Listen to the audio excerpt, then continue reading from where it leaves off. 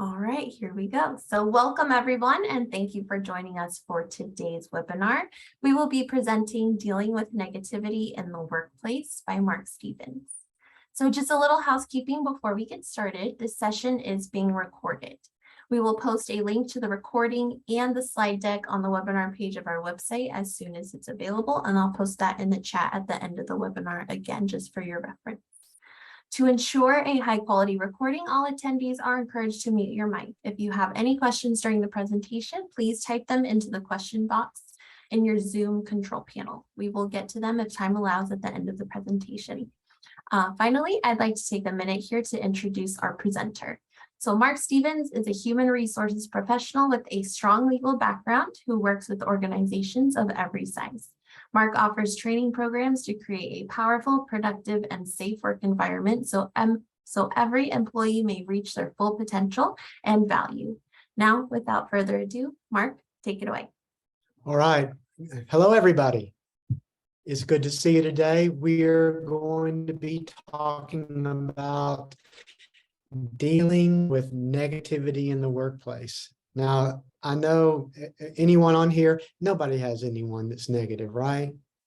Well, here's what's going to happen here. We're going to talk about some general ideas, go over here and sorry, my computer just said my wireless is unstable. So anyway, we're going to go over a few ideas. We have just a brief period of time. What I will sometimes refer to is, hey, everybody, we'll go into more detail when we have the training in October. So with that, thank you for being here. Let's start talking about this. Dealing with negativity, it is a major issue. I walk into the office and sometimes I'm going, oh my goodness, what's happening around me? So I want to be able to, how do I work with negativity? Just being able to go up to someone and say, this isn't happening, check the attitude at the door. That's not the way people work. So I want to offer some general ideas as we move through just our time together. First, what the issues that we're going to talk about are, first, we're going to focus on behavior. One of the key ways for me to be able to deal with negativity is focusing on a person's behavior. This training is about understanding. I want to understand what's going on with that individual. So we have to do our homework. I want to focus on behavior because if I deal with behavior, then I'm not going to focus on the person per se. I'm not going to go, oh my goodness, I can't stand this person. So we're going to focus on behavior. Then we're going to, after we talk about that for a few moments, we're going to talk about identifying hot button issues. Because when negativity strikes, when a person does negative behavior, I go, why is it troubling me so much? And I need to be aware. Sometimes we don't, sometimes we do know about what our own hot buttons are. So we're going to talk about that for a few moments. And then how do we deal with those? And that moves us into the area of communication. We need to address negativity. So once I know about behavior, I know about hot buttons, I'm going to go, how do I communicate effectively to deal with the issue? And then the last thing real briefly will be, let's go positive.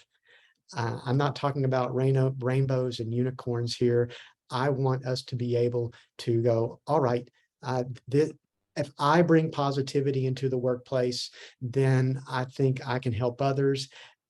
Positive attitudes can be contagious. So with that, we will continue on. The first part of this is about observing behavior.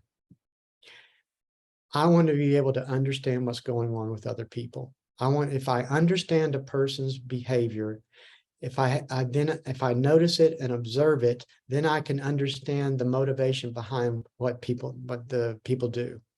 So the way that I want to understand the people around me and be able to understand motivation when it comes to negativity is observe behavior. That gives us context in how to manage the conduct. And with that, observing behavior means this.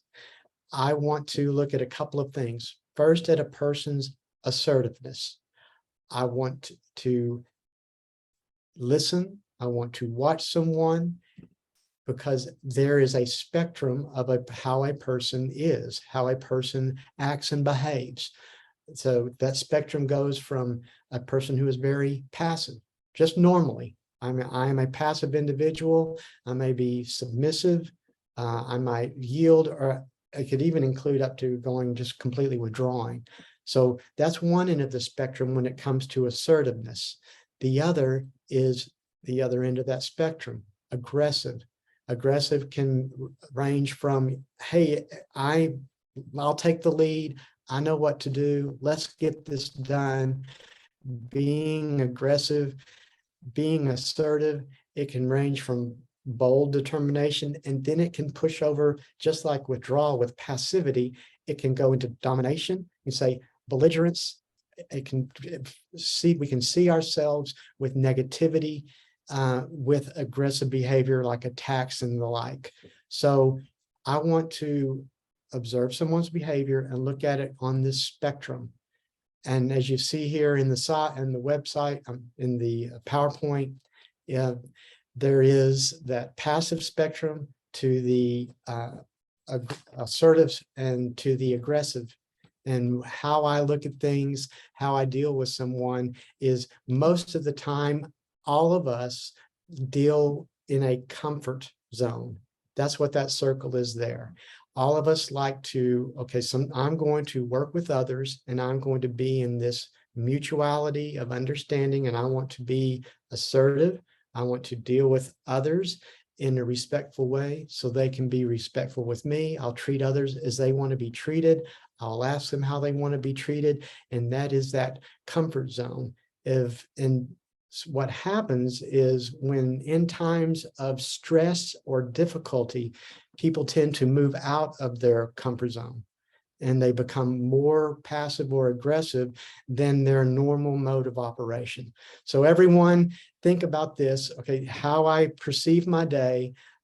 I walk in, I want to be assertive, which it can lean to the passive side, or it can lean more to the aggressive side. That's fine. I want to be assertive. And then when things get difficult, that's when I want to start looking at other people around me and go, okay, how does this person react when it becomes, the issues become difficult? To see someone's assertiveness, a highly assertive individual, they may be loud. They may be a person of focus. A more low assertive individual may be increasingly cautious or reticent over on the same activity that the aggressive individual, or I'm sorry, the assertive individual is, the highly assertive individual. So I want to figure out, when I'm observing someone's behavior, what am I looking at to figure out their assertiveness? And that is three things. It's, body language is communication. First is how a person looks, how a person acts. What kind of energy are they throwing out? Are they keeping it all inside? So I'm looking at that. The next is the tone in which they speak, how they sound. Are they loud? Are they very quiet? Tone is so important to a communication. And then the third way to look at someone's assertiveness is the words that they say. Are they making demands? Are they saying, do whatever you want to do? I want to be focused on that, because what we're doing right now is I'm observing behavior so I can go, when a negative action comes up, I can go, this is how this person is. Now, when I'm thinking about assertiveness, I also want to take in another type of behavior. We have passive, and we have a highly assertive, and into aggressive. And the next thing I want to look at is a person's focus. If they exclusively or almost exclusively work on projects, if they are focused on task, we call that task focused. What kind of person are you? What kind of person are the people around you? Do they go, I'm more focused on getting things done than dealing with the relationships? Now, of course, we're all going to live in that comfort zone, so we're going to work at both. But when it comes to being in the zone of how I do my thing, am I task focused? Well, that is focused on the what. The other type of focus a person has is the people focus. And that's if a person is really tied into relationships, if they want to build relationships and they're concerned about the others, that is the who, and that is the people focus. So here's what we've got so far. We want to look at assertiveness, and we want to look at a person's focus.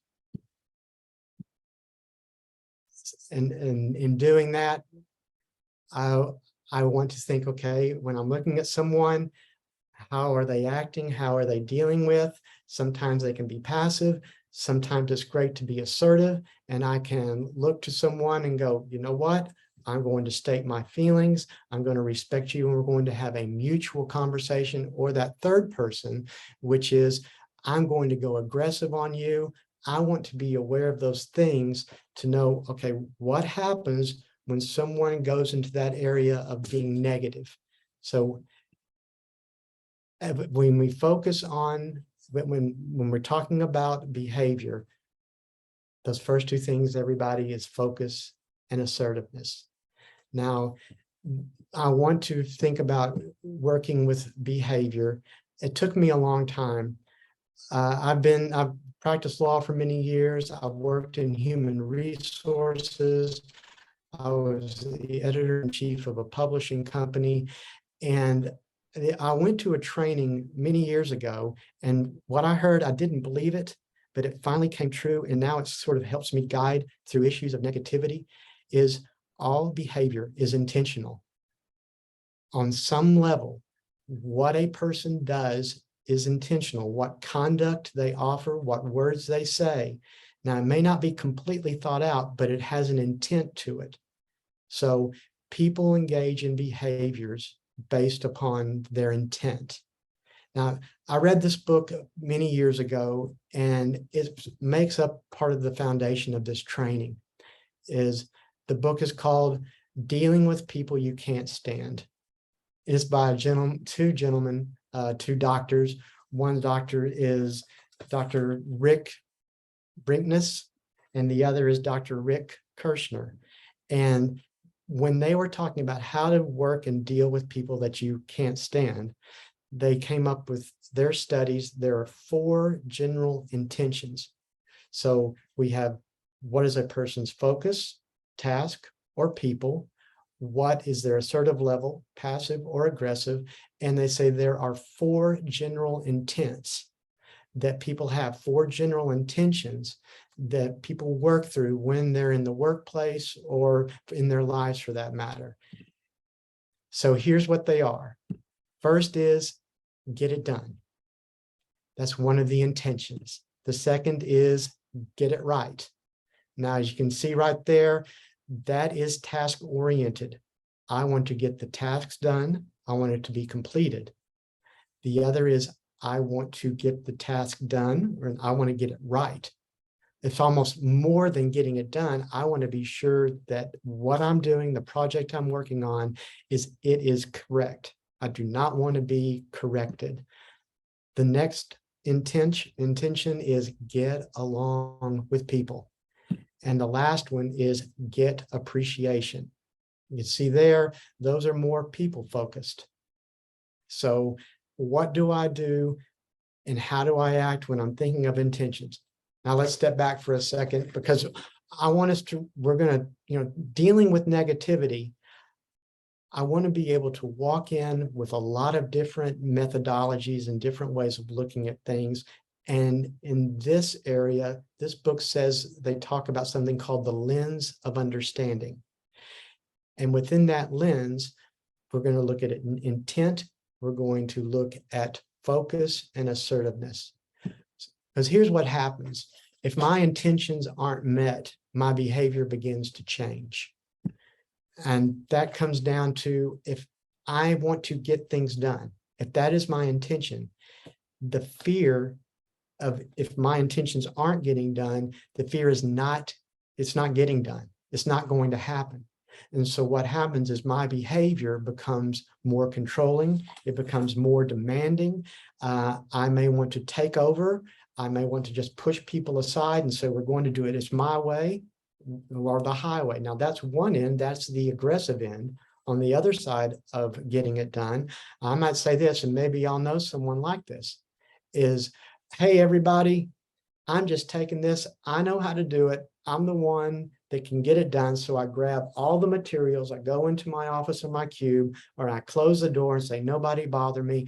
I'm going to get this done. So that could be, I'm going to be passive, which is I'm leaving everybody else out there. I'm taking this. I'm going to go silent, and I'm going to go and complete this task. So the next one is get it right. And the fear is, if I do it, it's going to be wrong. The project or the task is going to be done wrong. Now, everyone, I want to take a moment because I need to tell you something. I am a recovering perfectionist. Everything had to be correct. When I first started my law practice many years ago, it was to a point where I would look at every number. I had to be sure everything was absolutely correct. It was so important to me. So if the fear of it being wrong, the behavior could drive me to be more perfectionistic. Raise your hands if you are a recovering perfectionist. That axiom is true. Sometimes we trip over the good to get to perfect, and we lose productivity. I had to learn that journey in my life. So we have those two task oriented, and then we get to getting along with people. The fear is, if my intent is to get along with people, the fear is being left out. I want to be part of the group. I want to be accepted. I want to be approved by those around me. And if I start not having that intention occur, I become more seeking approval. In fact, what I might do, and I might sacrifice my own personal needs to please others. And what comes out of that is, you may have heard this before, doesn't everybody know what I'm doing here? Kind of the martyr. Don't people recognize what I'm trying to do? Or why, do people, I just want us all to get along, and I'll do whatever it takes for everybody to get along. I'll sit in a meeting, and if something comes up, I'll agree with it. And what happens is a resentment might build up. So the last area is intentions, is get appreciation. And that goes to the word recognition. I mean, I want to be recognized. I like that. I want to be fed that way. Now, there's nothing wrong with any of these intentions. In fact, we all have it. It's a good way to live inside the comfort zone that I was speaking of earlier. Want to get it done, get it right, get along, and getting appreciation. Well, what will happen sometimes if I fear that I'm not getting appreciated, then I may do something. If I am aggressive, I may do something, the classic person that'll stand on the table and sing and put the lampshade on, from that kind of behavior, being loud, to, what I'm going to do? I'm going to walk away. I don't want anyone to see me, because what I want in the end is someone to go, hey, Mark, what's wrong? Is everything okay? Are you all right? That gets me recognized. So why do we go through this? Generally, and what we're going to talk about in great detail on October the 4th, is understanding these four intents. The intention helps us focus on, sorry, everybody. Helps us focus on a person's conduct or behavior and not the person themselves. And why is that so critical? I don't want to make it personal. I do not want to have, when someone does a negative behavior, I'm not going to think this. Oh my goodness, I just can't stand them like the book says. I want to go, wait a minute, I'm going to focus on the conduct or the behavior. And that's going to allow me to create a methodology of dealing with negativity in the workplace. And it's so important because I take things personally. I know I do, and I need to be able to figure out, okay, am I taking that personally, or is this something that I need to work on? And that moves us to the next area when it comes to wrapping up this part of the training is called the lens of understanding. And this picture here in the PowerPoint sort of reflects what the book is about. As you can see, we're in our comfort zone, or they call it the cooperation zone. We talk about the intents, and then we talk about, all right, if I'm comfortable, what my intentions are, I can look at if things get rough, I can start pushing out and moving into a caution zone. And then if things are off the rails, I can move into a danger zone. And that is the passivity or the aggressiveness, and that's where negative behavior lives. So that's the first part, understanding behavior, and we'll talk more about that, but that's the general idea. If there are any questions, you can put it in the chat and we can address it at the end of the program. I like the idea of going, I want to know at the best of my ability, an understanding of behavior. So I'm not thinking of something as it's personal, it's me against them, because I can go that way. And why is that? Because when someone does negative behavior, when they act like they're the know-it-all, or somebody comes in and goes, all of y'all are stupid, I'm the one that can just, this is ridiculous. I need to have a method, a plan in place, because if somebody says something to me, I need to be aware of my hot buttons, because what happens when negativity occurs, it trips my hot buttons. It's an emotional trigger. Now, I need to ask y'all something. How many of y'all have hot buttons? How many of you have words or things that people do that go, oh my goodness, I just can't deal with that? Well, I want us to be able to recognize what our hot buttons are. They come up every day, they come up all day. And what happens is sometimes we're not even aware of our own emotional responses to those hot buttons. And then this occurs. And please, you can share. What happens to me is I hear something, it's negative, it hits my hot button. And then what I do next is I respond. And that automatic uh-oh comes up, because I go, oh, why did I say that? Or why did I do that? And then regret kicks in. And I go, oh my goodness. And I want to repair things. I'm the person that likes to get along. So I want to make everything right. Well, if I'm aware of my hot buttons, this was where kind of emotional intelligence comes into place. You know, that self-awareness. Am I going to be in my fight or flight mode when I see or hear the negative behavior? We've got to be careful with hot buttons, everyone. We know this. I want to edify you, and we got to understand when with hot buttons, a particular emotion can overwhelm us. We can start thinking and being irrational. You know, it comes to me, I can start going, oh, that's what they said. Well, I will listen to what a person said, and then I'll start extrapolating it out. And pretty soon we're having a major argument in my head. And I'm not even saying a word to someone. So I need to take a deep breath. How am I going to deal with my hot button? Because another thing that happens is my listening becomes biased. I go, you know, the great Simon and Garfunkel once said this, you know, we only hear what we want to hear and we disregard the rest. My listening becomes biased. I'm not going to listen to anything else. That's what happens when a hot button hot button may be triggered. And another goes back to that fight or flight concept. My defense strategies kick in. What am I going to do to protect myself? I need to go, why am I acting this way? I've had an emotional trigger that has set me off.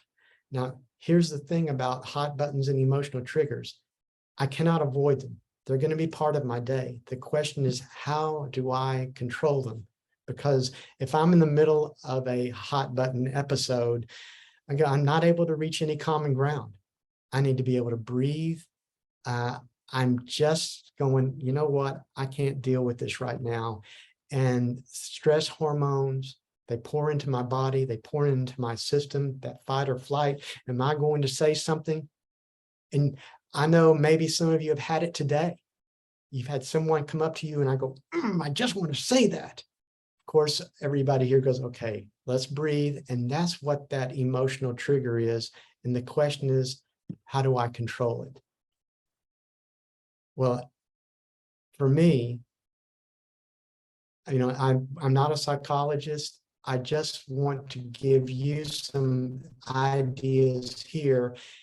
Is when something happens, first of all, take that mental break. Take 2 beats before you say anything and think about this. I'm going to make the most of the differences I have between another person. We are all different. And I really have to think that way and concentrate on it. Most of us, there are differences. We're not going to think alike. And I need to start accepting those differences and not think of them as threats or emotional triggers. The second thing is this, and just like I said earlier, all behavior is intentional. Here is another axiom out there that I saw on one of my manager's walls many years ago. And I went, oh, really? It said, trust the other person also wants harmony. Y'all have heard this, presume best intentions. I went, really? Presume best intentions? Well, after working with this person for a couple of years, I went, oh, now I'm beginning to get it. If I presume good intentions, if people aren't out to get me, I want to think of this as this is something that we can work through. I'm going to say that people want harmony. We are all trying to get along. I need to believe that, and I'm going to move forward with that. The next thing is when I'm dealing with my hot buttons is learn from others and allow them to learn from you. It's a great chance. And we're going to talk about communication in a moment where I want to know new things about other people. I want to be able to learn things. And the next is don't ignore difficult behaviors when those hot button issues come up. Has anyone ever heard of the Godzilla principle? Here is the Godzilla principle. It always starts out the problem or the difficult behavior or the negativity. It starts out like a little lizard. And what we do is we ignore it. We go, you know what? I've got other things to do. And eventually it grows so big it becomes Godzilla and it eats Tokyo and everything is a giant mess in the office. I need to not ignore it. I believe in the great philosopher, Dr. Marty Fife. You may know who he is. He said this, we got to nip it in the bud. So I want us not to ignore difficult behaviors. And the last thing in hot buttons is focus on future behavior. When I'm thinking about the future that's right over here, I'm thinking about solutions. If I hang out over here in the past, that allows me to blame. I go, you know what? I'm going to go back and consider these other things, and blame can come out of that. Always look forward. Think about future behavior because we want to be able to have communication and resolve these matters with negativity in the workplace. Words can hurt. Everyone, we've been hurt by them. They can be a very powerful weapon, but also, and I believe this, words can heal. And that comes to our next area, the idea of communication. I need to be able to think through what we've discussed so far. talking about understanding behavior. So I look at a person's focus and I look at their assertiveness. Then I want to think about their intentions. I now have recognized what my hot buttons are, and I want to have a communication paradigm or strategy. This comes from a book. It's called Power Phrases. It's from Merrill Runyon, and I saw it many, many years ago. And I want to share it with you. I'd like for you to be able to take something out of this, very practical. You can use this afternoon or after the holidays with someone. It's the CASE strategy. It's an acronym. And it starts off an acronym, and it starts off with this. The C stands for clarify. Clarify the other person's position. What I want to say to someone is this. Hey, everybody. Hey, the other day I walked by your office and I heard you say that I am ridiculous. I heard it out loud. I want to know what's going on, what's happening. So I want to, first off, clarify the other person's position. I want to tell them what I observed in a factual way. And then I go, tell me what was going on, because they might say something to you that changes the whole story. The next is assert how it affects you. Be assertive. Use I-based sentences. I am concerned Hey, when I Mark, see it. I'm Yes, ma'am. so sorry to interrupt. It is 11:31. Oh, no. It's almost time to go, or it's time to Yes. go. So if we just want to wrap it up, if you want to take questions Sure. or go just finish really quickly, we'll get going. I'll do that. I thank you, everybody. I want to finish up this acronym. The A is assert. The S is, when I'm talking about dealing with negativity, is seek solutions and evaluate options. Talk to someone. Okay, now that we know it's out there, let's evaluate options and build agreements. We talk about this in detail in the training. This is hard work, but you know what? We do it automatically, and I want to edify you for doing that. And just real briefly, everybody, I want us to go positive. Positivity, it generates positivity. Every negative attitude spread faster than good ones. So I want us to be positive. I want us to move to the future and think about ways to do that. I'll offer you one way is try to avoid complaining. You know, not be part of that complaining conversation. And one other is maybe think about gratitude. I have a gratitude diary, and I write down what I'm thankful for. I know it's really important for me. And it sounds like something my wife told me about it many years ago, and I have it, and that automatically puts me into perspective. So those are two ways I want us to move positive. Positivity, I can own how I'm going to be. I can own if I'm going to come to work in a positive tip or in a negative tip. So I want to try my best to be a positive influence on others. And with that, I'm going to turn it back over to Marissa. I thank you, everyone, for being involved. I hope you enjoyed this this time together, and I send it back to you. Here you go, Marissa. Thank you very much. Thank you, Mark. Thank you for being here, and thank you for this awesome presentation. It was really great information. So thank you, everyone. Again, thank you for being here. We will post a link to the recording on the webinar page of our website, and I'll also post it in the chat. I already have done so, but I will do it again just now. I will also post the link to the full class. To register for the full class, you can check it out here at this link as well. Might get lost in the thank you messages, so keep scrolling. But the recording, it's not going to be put up right away. I have to upload it, so it will be up later this afternoon. If you guys have any questions and want to stick around, Mark, if you have time, if you want to answer them, we could stick around for you for a little bit. If not, we'll just end it here. So speak now or forever hold your peace if you have any questions.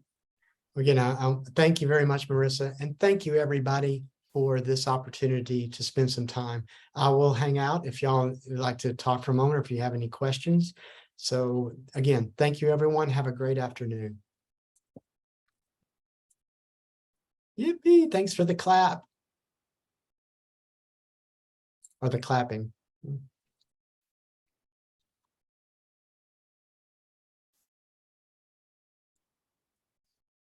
Thank you. I hope y'all, there's something you can take away. Thank you.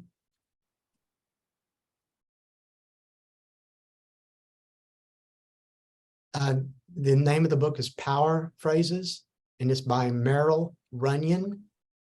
R-U-N-I-O-N, Runyon. Great book. It's real practical words that people can use. I read it many years ago and I use it to this day. You're welcome.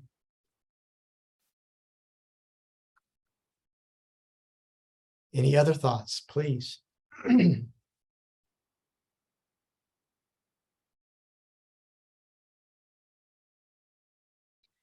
Yes, we do. We can do something drilling down to full teams or full departments. We can this can be offered in many different ways. Yes. Please talk to Marissa about that. Get in touch with her and we can set something up.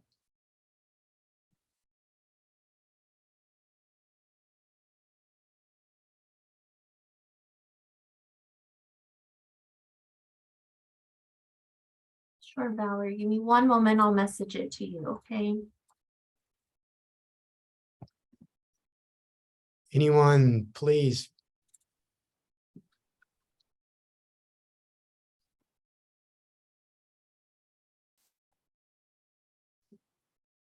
Cheers to you, Marissa. I think you're so kind, and everyone, I do not take it for granted. I'm very grateful and honored to be able to speak with you.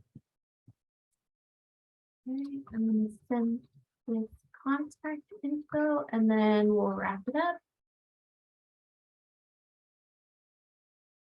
All right, everyone. We will see you next time. Thank you, Mark, and thank you all for being here. Have a great weekend, 3-day weekend. Thank you very much. Take care, Marissa. Bye.